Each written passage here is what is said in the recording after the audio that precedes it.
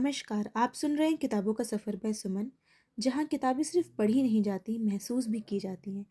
यहाँ हम कहानियों, शब्दों और खामोशियों के बीच खुद को ढूंढने की कोशिश करते हैं। अगर आप भी किताबों का सफ़र सुनकर जीना चाहते हैं, तो ये सफ़र सिर्फ आपके लिए है। स्टोरी स्टार्ट करने से पहले आपको एक छोटा सा इंट्रो दूंगी इस स्टोरी का। आज का जो ये पॉडकास्ट है, ये प्रेम की कहानी नहीं है, बल्कि उस समझ की कहानी है जो अक्सर बहुत देर से आती है।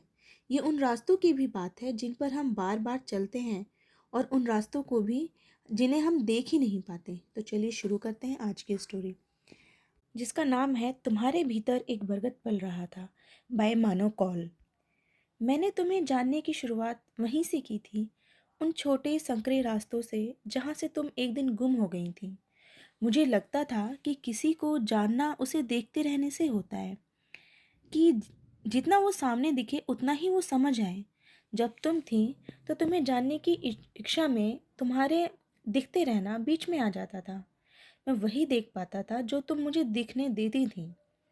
पर जिस दिन तुम नहीं दिखी, उसी दिन पता चला कि किसी तक पहुंचने के लिए एक नहीं कई रास्ते होते हैं।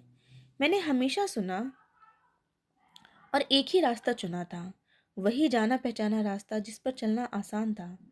मैंने तुम्हें उतना ही जान पाया जितना तुम दिखाई देती रही। मुझे बिल्कुल भी अंदाजा ही नहीं था कि तुम्हारे भीतर एक पूरा का पूरा बरगद पल रहा था।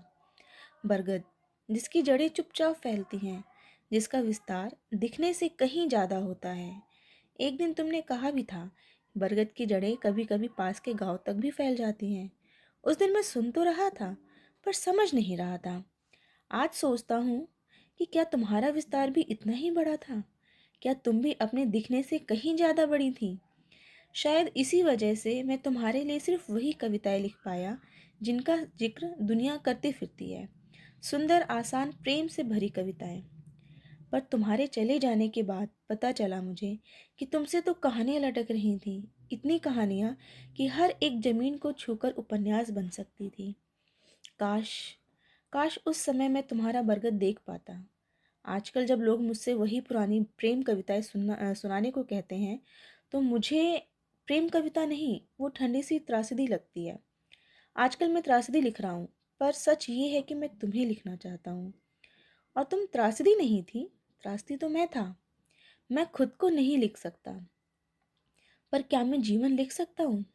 एक ऐसा जीवन जिसका अंत बरगद की जड़ों में कहीं खो जाता हो। क्या वो बरगद तुम्हारा हो सकता है? क्या उसकी जड़ों में मैं अपनी सारी की सारी त्रासदियाँ समर्पित कर सकता हूँ? तो ये आपको माना कॉल की स्टोरी कैसी लगी, इसे मैंने अपने वर्ड्स में आपको बताया था। तो आपको ये जो भी जैसा भी लगा, आप प्लीज़ मुझे कमेंट सेक्शन में बताइएगा। शायद कुछ कहानियाँ पूरी नहीं होती, बस हमारे भीतर जड़ें जमा लेती हैं। अगर इस पॉडकास्ट ने आपके भीतर भी कुछ हिला दिया हो, तो समझिए आप अकेले नहीं। आप सुन रहे हैं किताबों का सफ़र बाय सुमन। अगली कहानी तक अपने भीतर के बरगद का ख्याल रखिएगा, और कमेंट सेक्शन में ज़रूर बताइएगा आपको स्टोरी कैसी लगी। अच्छी लगी हो, लाइक करें, शेयर करें, चैनल को सब्सक्राइब करें। मिलते हैं अगले पॉडकास्ट में। Thank you.